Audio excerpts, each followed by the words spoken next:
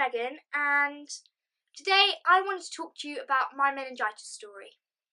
So it all started when I was 4.5 and I was in France with my dad. He lived there at the time. I think, his girlfriend at the time was there.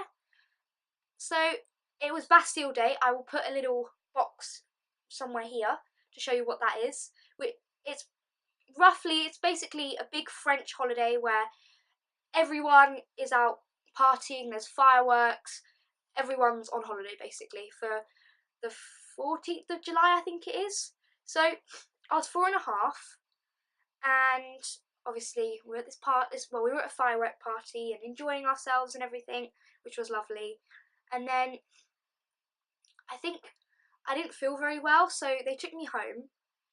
And my dad's girlfriend at the time was like, I don't think she's right. So she rang a doctor that I think she was friends with him, and he checked me over, and there was like a little.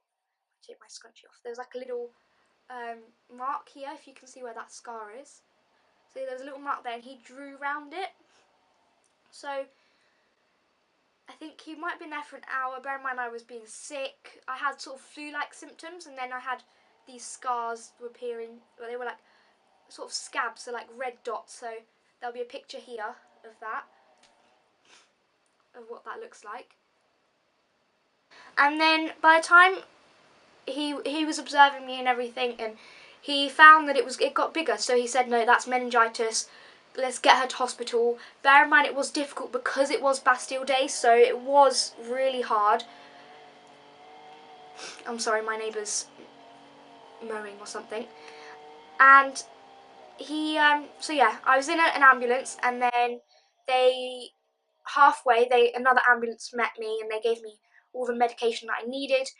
And then I was sent to Bordeaux Hospital, which is about an hour and 45 minutes from where we were at the time. So I was sent there, and they checked me over, and I was in hospital, and I ended up being in intensive care for 2 months and all the works. I had heart failure 3 times, which was horrible. And by the time when it happened, my mum and my brother were in England at the time, and I lived in Spain with my mum. I was just over visiting my dad because my parents were separated. So they'd come over by the time, I think maybe a week. Definitely a week. My dad phoned my mum saying she's in hospital and everything. So I was ill. I was in intensive care. So they put me into a coma, and that sorted that out, and they stabilised me and sorted it out. But during that, I caught septicemia as well, which is blood poisoning. So I had that, and with the blood poisoning, it can with meningitis, with people that have meningitis, they can lose limbs, arms, legs, fingers, and everything. Luckily, I didn't lose my fingers because they're here. I was going to lose my legs from the waist down, which would have sucked. Luckily, I didn't. I only lost 7 of my toes. And then now I only have 1. But that's because I've had other operations and stuff for that. So I only lost 7 of my toes, which it can be difficult, and I'll go through that later on in the video. So I will insert a picture of what my feet look like now. So if you're squirmish, just skip. If you don't really want to look at it, then just skip, because some people aren't like that. So there's a picture.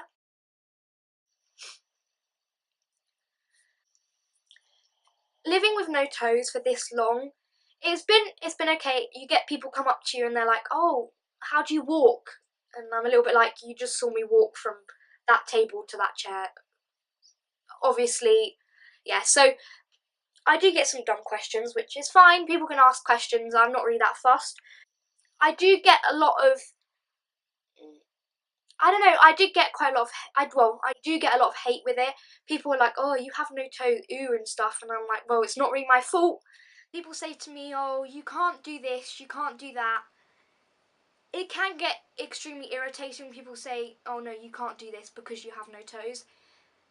People just say I have no toes. Like, I do have one, which is this one, if you saw from the picture. This one here.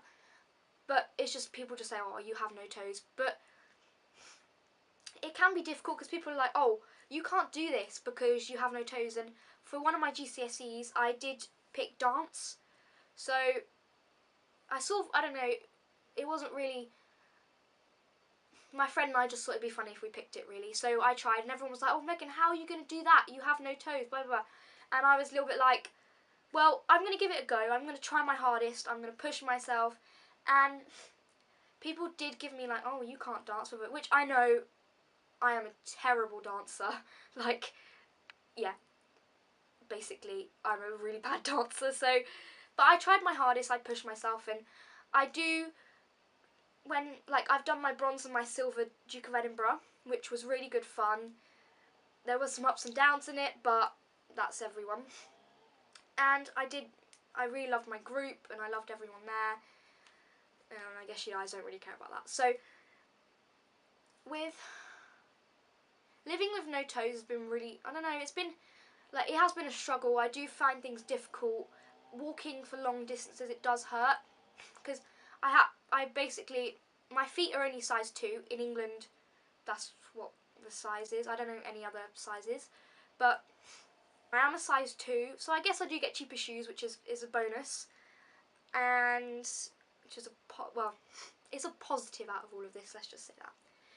So yeah, I do find things quite difficult, but I do like to push myself. Like I've gone on weeks of adventure training where we jump off, well, we don't jump off bridges, but we do abseiling. We just do all these amazing activities that I really enjoyed, and I enjoyed it so much, and I try and push myself to the limit and see what I can do to try and just be happy, really. And I do have to take quite a lot of medication because with your, where's the postman? Sorry. With meningitis, you can have kidney problems, so I do take a lot of meds, which I do every morning, and morning and night. I always forget, but I shouldn't. So with bullies, they're just like, with my understanding with bullies is that they don't understand what's wrong with you. So with me, I'm quite lucky. I was not like I don't have my arms. I have my legs, so not really many people question me. Like I might walk a little bit weird, and they're like, "Oh, what's wrong with your leg? Have you hurt yourself?" And I'm like, "No, that's just the way I walk." Which I do get that a lot, so it's kind of irritating. But it is fine, and I do try and, I don't know, with bullies, I'm a little bit like, if they're like, oh, you have no toes, haha, I'm like, okay, yeah, I know that. I've lived with it all my life, basically. So I don't really understand people when they're like that, but you just sort of have to live with it. So, yeah. So, yeah, the having the no toes and scars, for me, it is difficult to get used to, but I've sort of got to the point where I'm like, I honestly don't care what people think of me, because I'm not going to magically grow my toes back. My skin isn't going to magically be